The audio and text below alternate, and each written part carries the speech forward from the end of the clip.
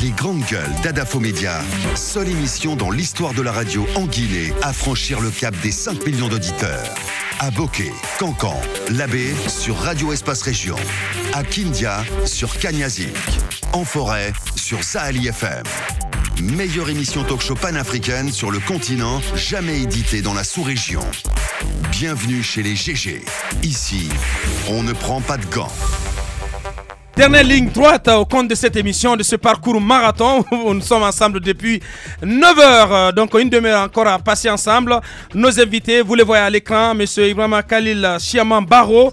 Il est interniste et infectiologue, directeur d'une clinique de la place. Et M. Alassane Souaré, animateur ici au groupe Adafo Média, mais aussi président de l'ONG Bien-être. Ceci par rapport à cette campagne de sensibilisation. Consommons et mangeons sain. Ils sont avec nous. Ils vont se prendre la parole d'une minute à l'autre. Derrière, on s'intéressera à cette initiative dévoyée du côté de Kamsar, des associés au sein des unités de sous-traitance créées par l'ancien directeur général de la CBG. Donc, se plaignent de la gestion de ces unités. Ils accusent les responsables de ces unités de mauvaise gestion. L'affaire est devant la justice. Monsieur Tigane Souma et Lassine Kourouma, ils sont tous associés. Ils vont nous rejoindre vers la fin de cette émission. Nos invités sont avec nous. Alassane, bonjour. Bonjour Aboubakar. Bonjour docteur. Bonjour. Bienvenue dans cette émission. Allez-y, Mohamed Djibril. Les deux, vous êtes à la tête d'une ONG qui se nomme Bien-être. Consommons guinéen. Dites-nous. Non, pas du tout. Pas consommons guinéen. Consommons sain, voilà. Dites-nous ce que vous entendez par bien-être. Est-ce que le bien-être se résume à la bonne nourriture? Parce qu'il y a des gens dans ce studio qui sont ventripotents, d'autres. Est-ce que ça peut s'expliquer par ça? Pas forcément par la nourriture. Quand vous entendez bien-être, c'est votre cadre de vie, c'est votre environnement, c'est ce que vous consommez, votre cadre professionnel. Tout ça, c'est un ensemble de choses. C'est un ensemble de choses qu'on appelle bien-être, se sentir dans sa peau, avoir la bonne santé. C'est cela le bien-être. Mais dans ce cas de figure précis, nous nous intéressons à l'alimentation. Parce que nous avons constaté aujourd'hui que notre pays est devenu une sorte de dépotoir alimentaire. Parce que beaucoup de produits rentrent dans le pays. Certains produits même qui sont exclus de la vente mondiale, j'en ai vu, qui se retrouvent comme par hasard en Guinée, que nous, consommateurs, achetons, consommons. Et forcément, ces produits-là ont des répercussions sur notre santé. En quoi est-ce que notre santé est d'abord due principalement à ce que nous mettons dans notre assiette? Quel est le rapport? On va poser la question au spécialiste, à ce docteur Ibrahima Chiaman Baro. Allez-y, docteur. Mais je vous remercie pour... rapprochez le micro, s'il vous plaît. Pour cette invitation de l'ONG Bien-être, qui, une fois de plus, s'illustre dans la lutte contre les maladies qui sont liées à la mauvaise nutrition. Mais que vous soyez également remerciés, vous les journalistes, qui me permettent aujourd'hui d'intervenir sur ce plateau pour apporter mon grain de sel. Bien. Alors, pour revenir à la question, les maladies qui sont liées à la mauvaise nutrition sont assez fréquentes et elles sont graves en termes de pronostic vital. Vous avez l'obésité, vous avez l'hypertension artérielle, vous avez en plus le diabète, qui sont vraiment des affections qui peuvent aller vers des complications cardiovasculaires, les reins, le cerveau, le cœur qui peuvent en souffrir. Et donc ce sont d'importants facteurs de morbidité et de mortalité. Alors on peut éviter de mettre dans nos assiettes. Qu'est-ce qu'il ne faut pas faire? Alors, ces maladies sont même appelées des maladies de la civilisation. Ça voudrait dire que quand on compare le milieu semi-urbain, le milieu urbain et le milieu rural, qu'il y a une forte disparité. C'est-à-dire que ces affections sont beaucoup plus courantes dans ce milieu urbain, semi-urbain, parce qu'il y a un changement de style de vie, du mode de vie. L'occidentalisation des mœurs, c'est-à-dire qu'on consomme beaucoup trop de sel, beaucoup trop de sucre, et puis beaucoup trop de matières grasses. Et on fait moins d'exercice physique, la sédentarité. Et on consomme du tabac, et on surconsomme également du café. L'alcool aussi. L'alcool, voilà. Tous ces facteurs de risque-là compromettent la santé du cœur et des autres organes nobles. Donc c'est vrai, quand vous dites que notre santé dépend de ce que nous mangeons, c'est une réalité. Alors ici chez nous, Al le disait tantôt, on voit toutes sortes de produits de consommation sur le marché. Par exemple, je ne sais pas, vous êtes parti de ce constat à la soirée. Moi, je voudrais savoir comment vous allez vous y prendre parce qu'il y a du chemin à faire. Même il y a un service contrôle qualité qui ne fait pas du tout son travail. Qui ne fait pas grand travail. Comment vous allez vous y Mais prendre? à la décharge duquel, quand même, il faut noter qu'il n'a pas les moyens, ce service contrôle qualité. Quelles sont vos stratégies pour agir sur le terrain? C'est une question qui nous concerne tous. Vous pensez que la sensibilisation, elle suffit? Aujourd'hui, il faudrait que chacun puisse faire sa part agir selon ses moyens et faire sa part de responsabilité. Vous avez des produits qui gisent les marchés aujourd'hui, qui sont des produits qui sont parfois prohibés. Vous avez aujourd'hui toute une mafia dans certains marchés qui vous réinvente les dates de péremption des produits.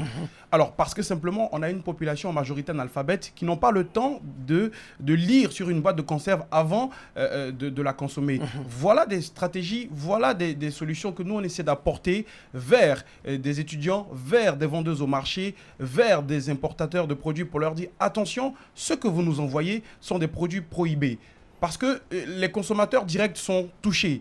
Vous avez aujourd'hui des raisins qu'on vous vend entre les véhicules. On sait la teneur, d'où ils viennent. Vous avez des beurres aujourd'hui qui ne fondent pas. On sait tous qu'un beurre, 10 minutes sous le soleil, il fond. Vous avez aujourd'hui des vendeuses au marché ou des femmes en bordure de route qui ne couvrent pas les aliments qu'elles vendent. Ah oui, ça c'est... Comment trouver des messages pour aller vers ces personnes-là, pour les sensibiliser? On est tous passés, en sortant de la ville une fois, vers ces pauvres dames dont je n'ai pas envie d'accuser, qui vendent de la loco. À la sortie, par exemple, de Sans Fil, elles ne couvrent pas vers la loco qu'elles vendent. Mais tout le monde gare son véhicule, achète de la banane et continue son chemin. À côté, il y a juste un caniveau. Comment amener cette dame? C'est comme du côté de Ratouma, là. Amener cette dame à couvrir ses aliments? Sous le grand arbre, là. Quand vous partez à Matoto, tout près. Quand vous partez dans des universités, dans des écoles, vous avez toute une panoplie de vendeuses alignées. Je suis allé vers une vendeuse une fois, je lui ai dit « Madame, pourquoi vous ne couvrez pas les aliments que vous vendez aux étudiants ?» Elle m'a dit « Si je couvre ces aliments, ils ne viendront pas acheter parce qu'ils ne savent pas ce que je vends. » Je dis « Mais si vous ouvrez ces aliments, il y a des véhicules qui passent, il y a beaucoup de trafic, il y a de la poussière, il y a les mouches, il y a il y a des objets, et il y a beaucoup de choses qui passent autour de ces aliments-là. Comment vous faites pour protéger vos étudiants? Mais cette dame-là, il faut l'emmener à couvrir ces aliments. Il faut passer par des messages de sensibilisation. Nous, on ne va pas peut-être arrêter le phénomène, mais on utilise les moyens qu'on a, les canaux qu'on a pour dire aux gens, attention, contrôlez de façon basique ce que vous consommez. Moi, je connais une dame, une Ivoirienne qui vend de la ticket, Moussa peut confirmer. Du côté du stade de Nongo, un peu dans la cuvette. Je pense que c'est une dame qui est à féliciter. Oui, elle a certainement fait Yopougon il faut prendre l'exemple sur cette dame. Oui, c'est pourquoi j'aime beaucoup plus consommer ivoirien. Tout ce qu'elle vend est bien protégé. C'est du foutou banane, c'est du placali, de la ticket avec du poisson thon. Bon, écoute, il faut qu'on mange aussi africain. Peut-être que ça permet d'éviter certaines choses. Mais quand je vois dans le contexte ces présentations de votre projet, je vois un chiffre, c'est assez grave. En République de Guinée, elles sont responsables, donc les maladies cardiovasculaires, d'environ 30 000 décès par an. Donc, représente la seconde cause de mortalité après les cancers et les maladies. C'est assez hydrique, c'est assez grave quand même, docteur. Oui, c'est assez grave, mais là, c'est la réalité. C'est effectivement au premier rang les maladies les plus meurtrières. Aujourd'hui, quand vous prenez un adulte sur deux, il est hypertendu ou diabétique, ou il a les deux associés. Et de plus en plus, ce sont les jeunes qui sont touchés par la maladie. Et c'est la force productive. Donc c'est un double problème de santé publique. Un problème de santé publique par sa fréquence, sa gravité, mais également un problème de santé publique qui peut retentir sur le développement économique du pays. Bien.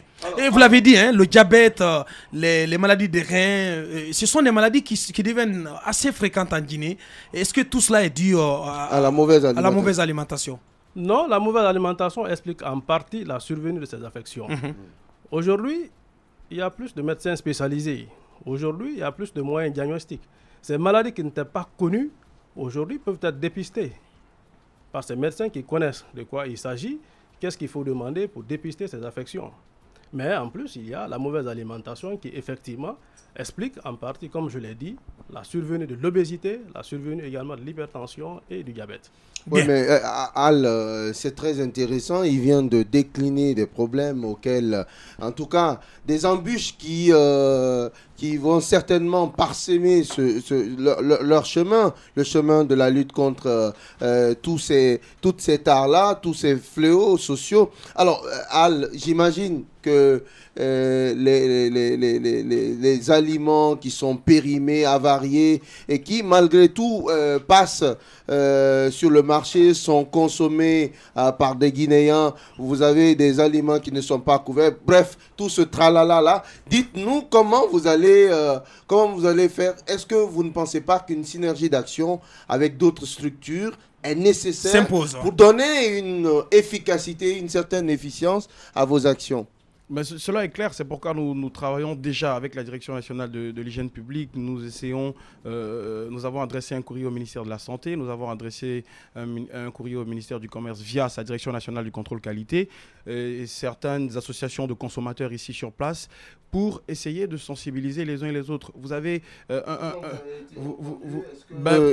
la collaboration elle est franche. Les retours tardent à venir, mais nous on ne va pas s'asseoir sur nos lauriers, on ne va pas se coucher sur nos lauriers, on va se lever, on va se battre parce que chacun de nous avec quel moyen a le droit. Avec quel moyen? La communication surtout.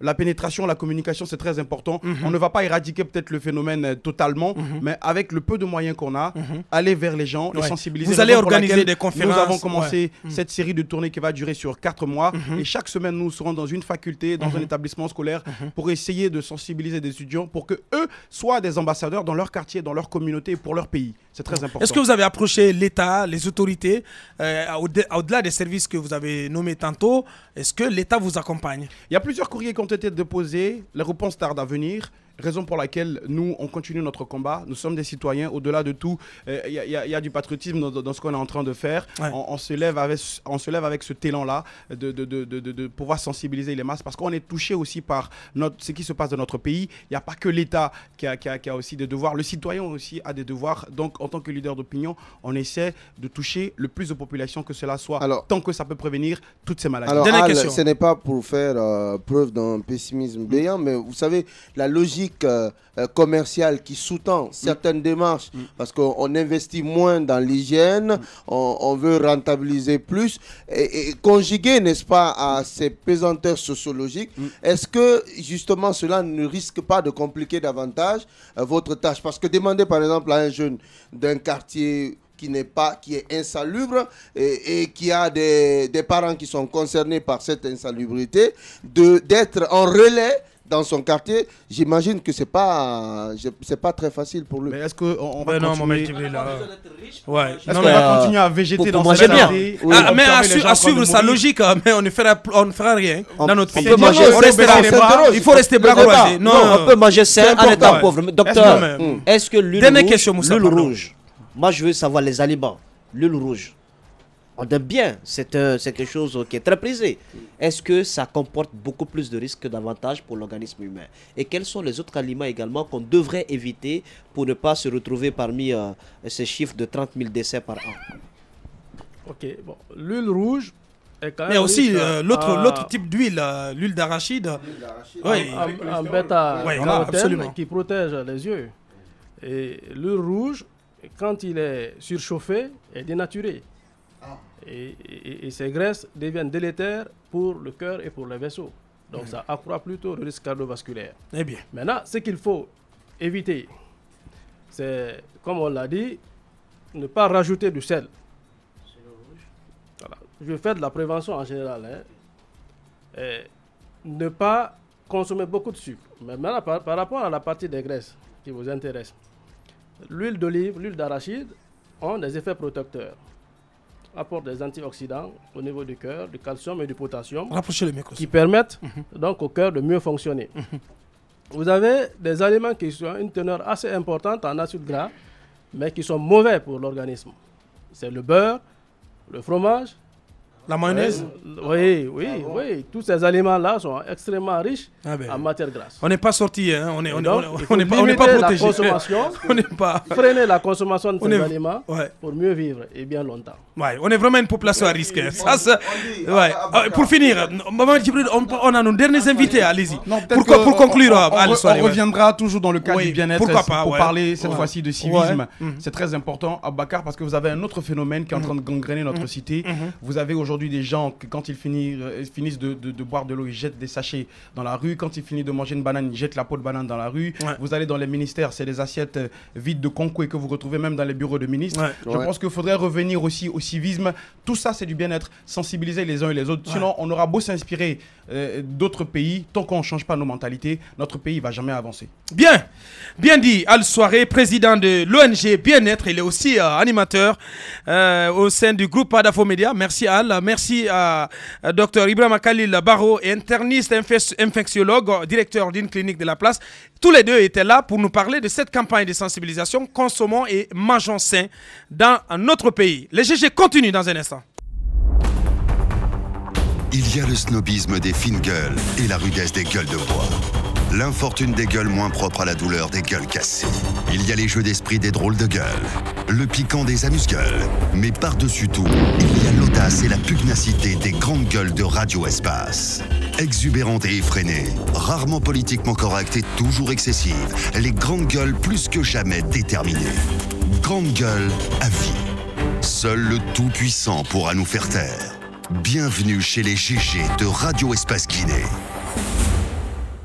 Tigani, Souma et Lanciné Kourouma, ils sont tous des associés dans des unités de sous-traitance qui ont été mises en place du côté de Kamsar, au sein desquelles il y a des problèmes. Et voilà, et l'affaire prend des tournures judiciaires. Ils sont avec nous pour mieux nous expliquer tout cela. Ils sont nos derniers invités. Monsieur Kourouma, bonjour. Ah bien, la réalisation. Monsieur Souma, bonjour. Bonjour, monsieur. Bienvenue. Monsieur Kourouma, bonjour. Bonjour, monsieur. Bienvenue dans cette émission. Allez-y, Moussaïro, pour nous aider à comprendre rapidement. Ce sont des sociétés de nettoyage, d'assainissement du côté de Kamsar qui ont été mises en place depuis 2010. Alors, nous les avons rencontrés hier. Ils ont des problèmes avec les gérants de ces différentes sociétés. Parce que vous le disiez tantôt, c'est des sociétés qui ont été mises en place grâce à l'aide de M. Kémo Touré, qui était, comment on appelle, le directeur général, l'ancien directeur général de la CBG. Et il n'y est plus, mais il a mis ces sociétés en place pour permettre aux jeunes de sortir du chômage. Mais il se trouve que malheureusement, tel que vous le savez chez nous, la gestion, elle n'est pas saine. Il y a eu des problèmes. Fait défaut. Alors, ces jeunes ont décidé même de transporter le problème en justice. Bien. Et le tribunal du côté de Bokeh s'est déclaré incompétent. Ouais. Et le dossier est finalement transporté à la cour d'appel de Conakry. Ils sont avec nous. Donc, Monsieur Kourouma, pour commencer, quelle est la genèse de ce problème? Qu'est-ce qui a prévalu à la naissance de ces unités? Bon, je vous remercie. C'est comme ce que madame venait de dire là. C'est grâce à M. Kémo Touré, celui qui a eu l'initiative de mettre ces TPE en place, les toutes petites entreprises. Surtout parce qu'il est venu, il a trouvé les anciens coopérés qui étaient dans les installations de la CBG, qui étaient dans une situation précaire. Vu à cela, il a proposé qu'on travaille pour nous-mêmes. Il a initié maintenant à mettre les TPE là en place. Il a vu que les jeunes qui sont dans les quartiers, chaque fois, c'est des revendications. C'est des manifestations. C'est des manifestations pour éviter tout ça là. Bon, parce qu'il a vu que les jeunes ne sont pas occupés. C'est la raison pour laquelle... Parlez dans le micro, s'il vous plaît. Voilà, il a vu que les jeunes ne sont pas occupés. C'est par rapport à ça, à cause de ça que les jeunes sont en train de sortir dans la rue, faire n'importe quoi. Oui. Pour éviter à tout cela, il faut les occuper. C'est ce qui l'a poussé de créer des TPE là et puis faire occuper les jeunes. Pour aider. Alors, ces TPE sont nés et comment ça s'est passé, le fonctionnement? Voilà, exactement. Maintenant, quand le directeur général a mis ces TPE là en place, on a donné la gestion à des personnes. Dans chaque TPE, il y a eu un gérant. Bon, chez nous... Qui avait désigné ces gérants? Oui, exactement. Qui a désigné ces responsables? C'est l'ensemble des associés. Maintenant, quand on a mis le gérant en place, après un an d'exercice, on a demandé qu'il rende compte de sa gestion. Et puis, il a demandé, c'est-à-dire la tenue de l'Assemblée. Ils sont venus au cours de l'Assemblée, la déclaration qu'il a eu à faire, on a vu qu'on a constaté la malversation dans sa gestion. Nous avons signalé ça. Mais ils nous ont dit que comme c'est leur première expérience, de les laisser continuer. On les a laissé continuer. Deuxième année, on a demandé aussi la tenue de l'Assemblée générale. Quand on a tenu l'Assemblée générale, on a même constaté la même chose. nous avons demandé sa révocation. Mais comme il est soutenu par surtout ex-président de CRD qui a été remplacé présentement par la délégation spéciale, ces derniers étaient de leur côté. Bon, il était soutenu par ces derniers.